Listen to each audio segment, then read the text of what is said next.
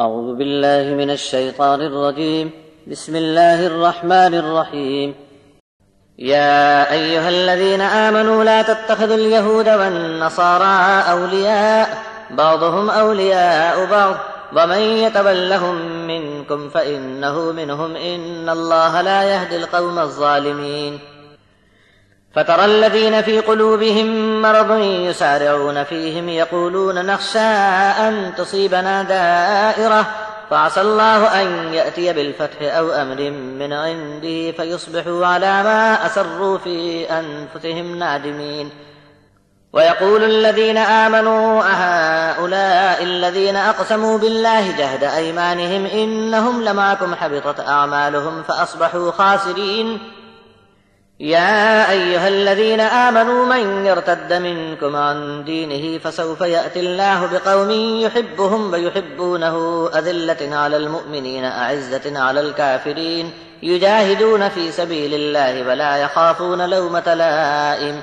ذلك فضل الله يؤتيه من يشاء والله واسع عليم. إنما وليكم الله ورسوله والذين آمنوا الذين يقيمون الصلاة ويؤتون الزكاة وهم راكعون. ومن يتول الله ورسوله والذين آمنوا فإن حزب الله هم الغالبون.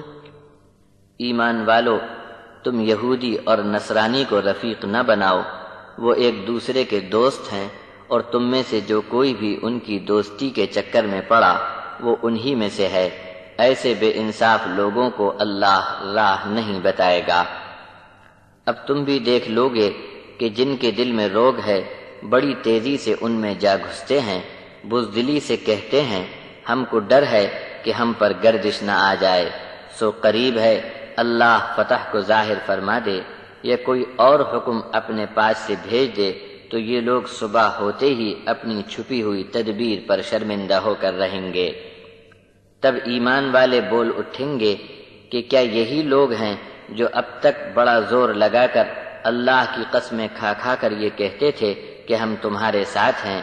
ان کے اعمال برباد ہو گئے اور بہت جلد نقصان ان کے گلے پڑ گیا۔ اے ایمان والو، جو کوئی تم میں سے اپنے دین سے پھر جائے گا تو اللہ بھی آگے لائے گا ایسی قوم کو جن سے اللہ محبت کرے گا اور وہ اللہ سے محبت کرتے ہوں گے، ایمان والوں پر نرم دل ہوں گے اور منکروں کے مقابلے میں سخت ہوں گے، جہاد کریں گے اللہ کی راہ میں اور کسی ملامت کرنے والے کے الزام سے نہیں ڈریں گے۔